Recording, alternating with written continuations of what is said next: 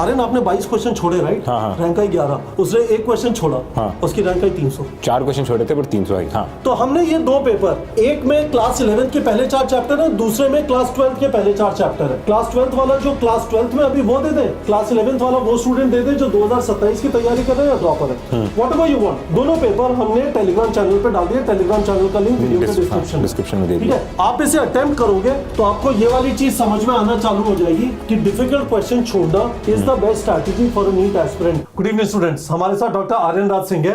इस वाले वीडियो में आर्यन में एक स्पेसिफिक चीज डिस्कस करना चाहता हूं, how to prepare for a possible tough paper. NEET 2025 tough था, किसी को भी नहीं पता अगले साल पेपर टफ आएगा या इजी आएगा, but we have to be prepared for a tough paper, है ना। और आपसे स्पेसिफिकली पूछने का ये फायदा है, आपने 2017 में एग्जाम लिखा था, एम्स का एग्जाम उस समय पे होता था, यस सर, टफ आता था, तो आप एक पर्टिकुलर नजरिए से नीट और एम्स के लिए रेडी होके गए थे। तो इन सब चीजों को समझ लेते हैं। तो हम जब डिस्कस कर रहे थे तो 2 बातें डिस्कस हुई, 2 अप्रोच है। एक अप्रोच है कि डिफिकल्ट क्वेश्चंस करो, हाँ, और दूसरी अप्रोच आर्यन है कि डिफिकल्ट क्वेश्चन छोड़ दो। और मुझे याद करो 2017, 8 साल हो गए, है ना। yes, तो तुम बड़े न्यूरोसर्जन बनने वाले सर बहुत लंबा कोर्स है। तो याद है कि एम्स के लिए किस तरीके से आपको ट्रेन किया जाता था कि इस तरह से पेपर अटेम्प्ट करना है, क्या अप्रोच होता था? सर सो डे 1 से ही हमें ये पास ऑन किया गया था, ठीक है, कि यार एम्स का पेपर में फिजिक्स जो है as well organic chemistry and some part of physical chemistry will be very tough. So आपको एवरी क्वेश्चन को एट इट्स मेरिट देखना है, कोई प्री जजमेंट आप लेके नहीं जा सकते हो कि क्वेश्चन इजी होगा या टफ होगा। So you have to see and leave questions जो डिफिकल्ट होंगे। फॉर एग्जांपल मैंने आउट ऑफ 200 क्वेश्चन जिसके लिए मेरे को 3 और 30 मिनट दैट इज 210 मिनट्स मिले थे, आई लेफ्ट 22 क्वेश्चंस। एंड मेरा जो फ्रेंड जो मेरे नीट के पेपर में पैरेलल नंबर ऑफ मार्क्स ला रहा था, मेरे से 10 नंबर ज्यादा ही ला रहा था, वो 680 वो 690 लाता, मैं 680 670 पे रहता। सो वो स्टूडेंट जो है वो 196 अटेम्प्ट किया था, ठीक है, बिकॉज ही वाज लाइक कि भाई सब अटेम्प्ट करना है, ऑल और नन के मोड में था। उसका क्या रैंक है और तुम्हारा क्या रैंक है? He was 300 plus rank and मेरी 11th रैंक थी। सो मैंने बहुत कॉशियसली क्वेश्चन छोड़े थे, मेरे को लग रहा था कि यार मेरे को ना 2 से ज्यादा मैं ऑप्शन रूल आउट नहीं कर पा रहा हूं। अरे तो सबसे पहले इस वाली अप्रोच को देख लेते हैं, डिफिकल्ट क्वेश्चन करने में रिस्क क्या है। मेरे हिसाब से रिस्क क्या है, मैं देखता हूं बच्चों को हल्ला मचा हुआ है, जेईई एडवांस के क्वेश्चन करूंगा, हल्ला मचा हुआ है, ये टीचर ऐसा पढ़ाता है, वो टीचर ऐसा पढ़ाता है। गड़बड़ ये है कि यदि आप डिफिकल्ट क्वेश्चन करना चालू करें उसका कोई एंड नहीं है ना। और आपने यदि ड्रॉपर हो, आपका सिलेबस कंप्लीशन चालू हुआ जून के अंदर, आपने स्टार्ट किया, आपका syllabus most probably February and type में होगा, आपने जरा सा रफ्तार लूज किया क्योंकि आप और डिफिकल्ट क्वेश्चन करना चाहते थे। मोशन स्टेटमेंट कर लो डिफिकल्ट, इरोडोव खोल लो, एचसी वर्मा खोल लो, अंत है, there is no end to it sir, it will keep unfolding itself, syllabus ही खत्म नहीं होगा। और उसके बाद आपको जो और उसके अलावा you are not suppose to do JEE advance questions, है ना। आपके पास मैथ्स नहीं है, जेईई एडवांस में बहुत ज्यादा मैथ्स का एप्लीकेशन होता है, तो गड़बड़ हो जाएगी। तो इसमें रिस्क ये है कि आपका सिलेबस नेचुरल चॉइस जो यही होगा कि we should learn to leave difficult questions. So this is not a good approach, this is not a good approach, this is like hardly 0.1% student ये अप्रोच यूज करेंगे जो बहुत वेल प्रिपेयर्ड होंगे। We are not talking about it. आप ऐसे सोच लो कि शायद ये वाला अप्रोच उनके लिए ठीक है, who will and up getting around top 200 rank. Syllabus अभी तक वो अभी समझ में आ जाएगा ना सर, हम पीडीएफ देंगे स्टूडेंट्स को, टेलीग्राम पे जाएंगे, ये डाउनलोड करेंगे, अभी 20 क्वेश्चंस है, आपको उससे एक जजमेंट मिल जाएगा कि आप हार्ड क्वेश्चन के लिए प्रिपेयर्ड हो कि नहीं। करेक्ट। तो आप क्या कर रहे हैं गाइस, हम आपसे ये बोल रहे हैं कि ये वाली अप्रोच आपके लिए नहीं है। ज्यादातर बच्चों के लिए ये वो स्टूडेंट्स हैं who can get into NEET, पर यदि उन्होंने डिफिकल्ट क्वेश्चन छोड़ना नहीं सीखा, हाँ, अगर डिफिकल्ट क्वेश्चन के पीछे आप भागोगे देन फिर आप जो है इजी और मीडियम पे भी ग्रिप लूज कर दोगे। आपका ब्रेथ कवर होना चाहिए नीट के एग्जाम में, आपका डेप्थ के पीछे आप जाओगे ना, क्योंकि मैथ्स नहीं है आपके पास, तो आप डेप्थ वो अपने आप को ऑफर ही नहीं कर सकते हो।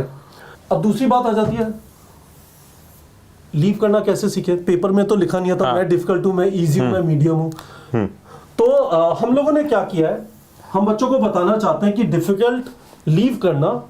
तो समझ लीजिए नीट 2025 के अंदर हमारे एस्टिमेट के हिसाब से 58 क्वेश्चंस फॉर मॉडरेट और डिफिकल्ट, 122 वर इजी। नीट में सिलेक्शन 40 क्वेश्चन आपके गलत हो गए तो हो जाएगा, इसका मतलब 122 इजी सही हो जाए और उसके अलावा 18 क्वेश्चन और सही हो जाए तो हमारा सिलेक्शन हो जाएगा। हाँ, क्योंकि कट ऑफ इस बार से हमने देखा 525 हाँ, तो ऑलमोस्ट आप देख लो 200 नंबर है तो 40 क्वेश्चन हो गए। तो आप अगर डिफिकल्ट और मॉडरेट वाले भी वो क्वेश्चन जो डिफिकल्ट के साइड है वो छोड़ दो, क्योंकि आपका जजमेंट वैसा बैठ रहा है क्योंकि आपने इतने क्वेश्चन प्रैक्टिस किया एंड वही चीज आपको इस पीडीएफ में भी समझ में आ जाएगी क्वेश्चन प्रैक्टिस करके। तो बच्चों को एक बार बता देता है, तो हम लोगों ने क्या किया, इस तरह के 4 चैप्टर है इसमें। फॉर एग्जांपल ये वाला जो सैंपल टेस्ट है ये क्लास 11th के चैप्टर से 4, motion in straight line, some basic concepts of chemistry, biological classification, animal kingdom. हमने इसमें इजी, मीडियम, डिफिकल्ट तीनों टाइप के क्वेश्चन डाल दिए। आपको क्या करना है, ध्यान से समझ लो, जो हम सीखने की बात कर रहे हैं कि how to approach a difficult paper, इसका कट ऑफ 2025 टाइप का कट ऑफ है। अब आपको करना क्या है, आपको 20 क्वेश्चन 20 मिनट में अटेम्प्ट करना है, जैसे नीट एग्जाम के अंदर 180 क्वेश्चन 180 मिनट में अटेम्प्ट करना है। और आपको 2 चीजों का ध्यान रखना है, हमें किसी भी क्वेश्चन पे 30 सेकंड से ज्यादा अटकना नहीं है। इसका मतलब ये नहीं कि सारे क्वेश्चन 30 सेकंड में हो जाएंगे। यदि आपको 30 सेकंड में लग जाता है कि यार ये तो बहुत मुश्किल है, छोड़ो आगे बढ़ो, छोड़ो आगे बढ़ो, छोड़ो आगे बढ़ो, और वो क्वेश्चन करते जाओ जो आपको आ रहा है। हमने उसको 3 राउंड स्ट्रैटेजी बोला था, जिसके बारे में मैंने एक डिटेल वीडियो बनाया था। आप हर एक क्वेश्चन के आगे टिक लगाते हो और अटेम्प्ट करते हो। इसमें आपको डिफिकल्ट लग रहा है, सर्किल बनाओ, सर्किल से आपको पता चल गया इसको वापस आके अटेम्प्ट करना है, पहले में अटेम्प्ट नहीं करना। तो जो जो टिक लगाते जा रहे हो, इसका मतलब ये नहीं है पूरा पेपर पढ़ के उस पर टिक और सर्किल लगा रहे हो। क्वेश्चन पे टिक लगाया, अटेम्प्ट करा, क्वेश्चन पे गोला लगाया, छोड़ा, वापस आके अटेम्प्ट करोगे। इस तरह से जाके आप 20वें क्वेश्चन पे पहुंचो, फिर वापस आके सर्किल क्वेश्चन करो, और आप देखोगे कि आपका जो परफॉर्मेंस है वो ऑप्टिमाइज हो जाए। This is what you did in AIIMS paper also, right? 2 round में तो मिनिमम करना ही करना होता है, 3 राउंड भी हो सकते हैं आराम से, है ना। और 2 राउंड का एक और फायदा होता है, दूसरे राउंड में हो सकता है वापस आके आप फिजिक्स की जगह आपके जो बायो के क्वेश्चन बचे हैं उनको अटेम्प्ट करो। यदि आपने एक राउंड में करने की कोशिश की, बहुत सारे बच्चों के साथ इस बार प्रॉब्लम हुआ, वो 150वें क्वेश्चन पे पहुंचे और टाइम खत्म हो गया, तो 30 क्वेश्चन तो छूट गए, तो अटक गए ना स्टार्टिंग में। इजी क्वेश्चन भी है। आप जब ये 20 क्वेश्चन कर रहे हो, दिमाग में ये चीज बैठा लेना, आपका पहला फर्ज है कि मैं लास्ट क्वेश्चन तक पहुंचूंगा और एक भी इजी क्वेश्चन गलत नहीं होना चाहिए। यदि आपका एक भी इजी क्वेश्चन नीट 2025 में गलत नहीं होता तो आपके 122 क्वेश्चन तो सही हो गए। 122 का मतलब 488 मार्क्स तो आ गए, आपको पहुंचना 525 तक। समझो जरा, बिना एक भी डिफिकल्ट क्वेश्चन किए, नीट लेवल प्रिपरेशन किए हुए 488 पे पहुंच गए, 525 वाला। और इस पे भी सर स्टूडेंट का सिलेक्शन हो जाता है अगर कोई कैटेगरी होती है, स्टेट रिजर्वेशन होता है स्टेट लेवल से, तो 488 पे महाराष्ट्र में सिलेक्शन हो गया होगा, if I am not wrong. 488 पे शायद मध्य प्रदेश में सिलेक्शन हो गया होगा, if I am not wrong. Majority of the states में 488 से 500 के, दिल्ली में नहीं होगा, उत्तर प्रदेश में नहीं होगा, बिहार में नहीं होगा, पर बहुत सारे स्टेट्स में हो जाएगा। तो you have to understand this guys. तो हम लोग आपको 20 क्वेश्चन का इसलिए दे रहे हैं, इस चीज की आदत डालना चालू करो कि हमें एक डिफिकल्ट पेपर के अंदर जिसमें डिफिकल्ट क्वेश्चन कहीं पे छुपे हुए हैं, उन डिफिकल्ट क्वेश्चन को करने की जरूरत नहीं है। आप अपना बहुत सारा टाइम डिफिकल्ट क्वेश्चंस पे लगा रहे हो, in my mind that is waste of time. आप एंड के अंदर 1 शॉट के थ्रू अपना सिलेबस खत्म करने की कोशिश करोगे, क्योंकि आपका सारा टाइम डिफिकल्ट क्वेश्चन के चक्कर में खत्म हो गया। आप इनको छोड़ के, अरे ना आपने 22 क्वेश्चन छोड़े, राइट? रैंक आई 11, उसने एक क्वेश्चन छोड़ा, उसकी रैंक आई 300। 4 क्वेश्चन छोड़े थे पर 300 आई। तो हमने ये 2 पेपर, एक में क्लास 11 के पहले 4 चैप्टर है, दूसरे में क्लास 12 के पहले 4 चैप्टर है। क्लास 12 वाला जो क्लास 12 में अभी वो दे दे, क्लास 11 वाला वो स्टूडेंट दे दे जो 2027 की तैयारी कर रहे हैं या ड्रॉपर है, व्हाट एवर यू वांट। दोनों पेपर हमने टेलीग्राम चैनल पे डाल दिया, टेलीग्राम चैनल का लिंक वीडियो के डिस्क्रिप्शन में दे दिया। ठीक है, आप इसे अटेम्प्ट करोगे तो आपको ये वाली चीज समझ में आना चालू हो जाएगी कि डिफिकल्ट क्वेश्चन छोड़ना is the best strategy for a NEET aspirant. शायद आपसे जजमेंट एक्सपेक्ट कर रहे हैं, तो हम आपको ये चीज कराना चाहते हैं। होपफुली आप लोग को समझ में आएगा। जीता जाता एग्जांपल है आर्यन राज सिंह का, he left 22 questions and got rank 11 in AIIMS. ये वाला नजरिया यदि आप डेवलप कर लेंगे, हमारा टेस्टिंग कराने का, एग्रेसिव टेस्टिंग कराने का और इस टाइप के पेपर्स देने का पर्पस ये है कि यदि आप इस तरह से टेस्टिंग करेंगे, अभी तो 20 क्वेश्चन से करा रहे हैं, इमेजिन करिए यही चीज 180 क्वेश्चन वाली सिचुएशन में आप कर रहे हैं रेगुलर बेसिस पे, तो you will develop this intuition. Definitely sir. जैसे इस बार आप देखोगे जो स्टूडेंट हमारा वीएमएमसी में गई है, फलक अंसारी, हाँ सर, 640 मार्क्स का अटेम्प्ट किया, उसका फिजिक्स बहुत अच्छा था, 20 क्वेश्चन छोड़े उसे, फिर भी छोड़ दिया।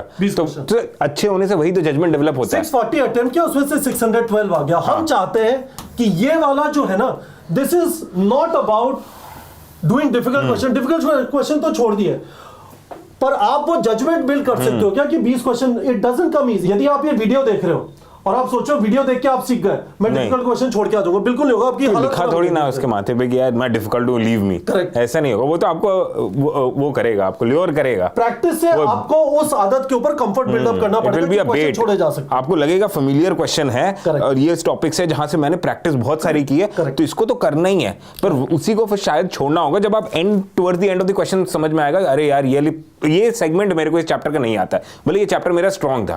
तो स्टूडेंट्स आपसे क्या एक्सपेक्टेड है, आपको समझा दिया क्या करना है। हमारे हिसाब से एक डिफिकल्ट पेपर को अटेम्प्ट करने का तरीका ये होता है कि डिफिकल्ट क्वेश्चन छोड़ दो, और उसके लिए आपको मेहनत करनी, जजमेंट डेवलप करने के लिए।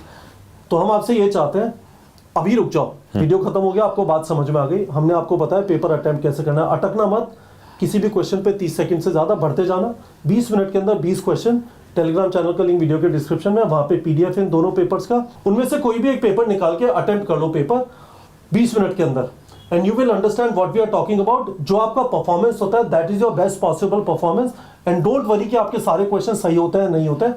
इस बार रैंक 1 का स्कोर 686 था और टॉप 1000 रैंक के लिए आपका स्कोर 600 प्लस होना था। वाओ। तो उस हिसाब से सोचना जरा, टॉप 1000 के वाओ। लिए 600 प्लस। उसका 800 था ना मार्क, मतलब रैंक फलक का। हाँ 800 के आसपास। हाँ 800 के आसपास था। ठीक है। So it is very clear. Hopefully आप लोग को बात समझ में आई होगी।